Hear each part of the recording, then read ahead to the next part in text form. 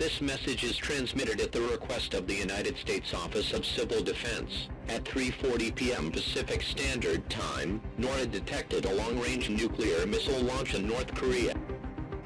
This missile is believed to be headed in the direction of the Los Angeles metropolitan area. It is believed that it will impact this area within the next 1.5 to 2 hours. All residents within a 400-mile radius of this area should seek a fallout shelter immediately. Prolonged exposure to fallout will result in certain... The first nuclear weapon was the bomb dropped on Japan in Hiroshima and Nagasaki, the hydrogen bombs.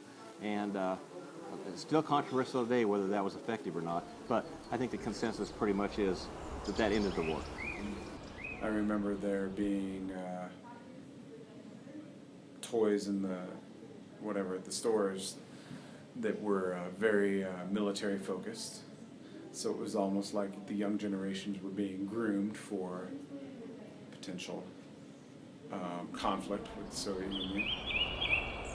So I'm going to be talking about, my involvement was basically the late 60s, maybe 70s.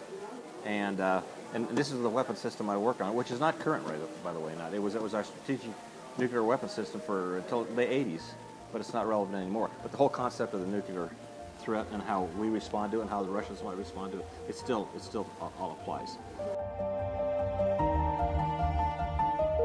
But there's a term that gets used a lot, and you'll probably have heard it, and if you haven't, it's called MAD, Mutually Assured Destruction.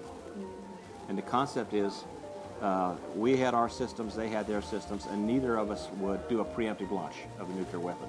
Why? Because the retaliation would basically wipe out two countries. Well, in order for that to be true, there has to be multiple factions creating nuclear weapons. If only one side has the nuclear weapons, then I'm not sure that prevents the use of nuclear warfare, because when the United States was the only country with nuclear weapons, we used them because we had no fear of retribution. What's your opinion on the idea that we spend billions of dollars producing nuclear weapons, yet we don't make college or other education more affordable to the students? Well, it speaks to the priorities. That fear is a pretty motivating factor. When we spend billions of dollars out of fear, as opposed to those other things being kind of optimistic.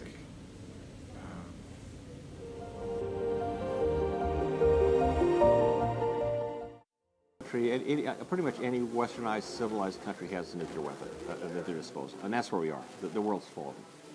So it's frightening when you think that somebody somewhere can set one of these things, launch one of these things.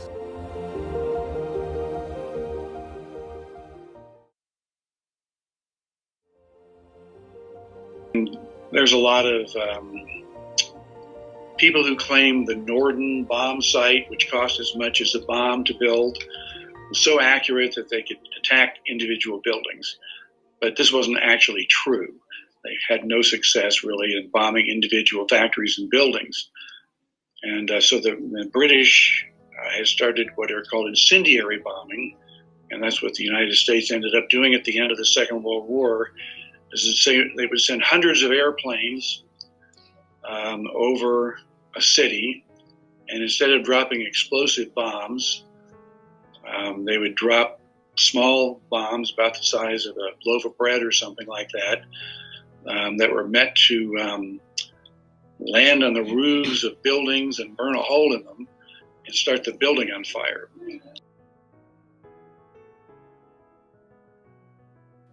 In the early part of the last century, physics people discovered that there was a lot of energy in the nucleus of atoms.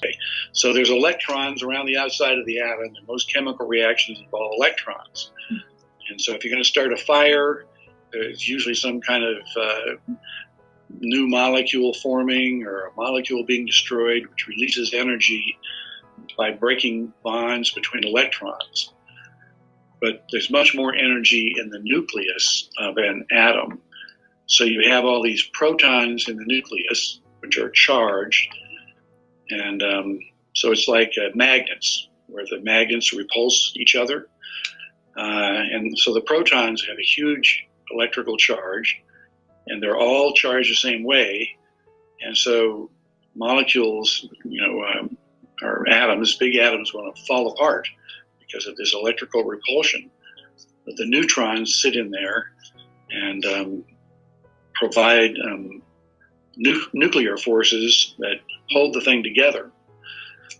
But if you have a big atom like uranium or something like that, which has lots and lots of protons in it, they start to become unstable.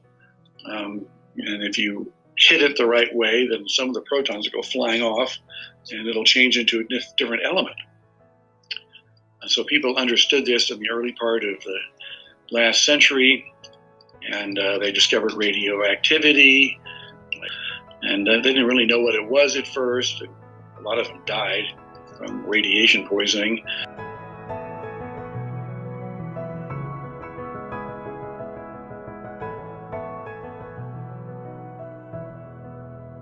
It's called the fireball, which is what you see when you see pictures or movies of atomic bombs. So there's this big cloud that comes up. Okay, and then just outside of that, there's a region where there's a powerful wind called a shock wave, but really all it is just a big jump in the atmospheric pressure, and it can knock over concrete buildings. And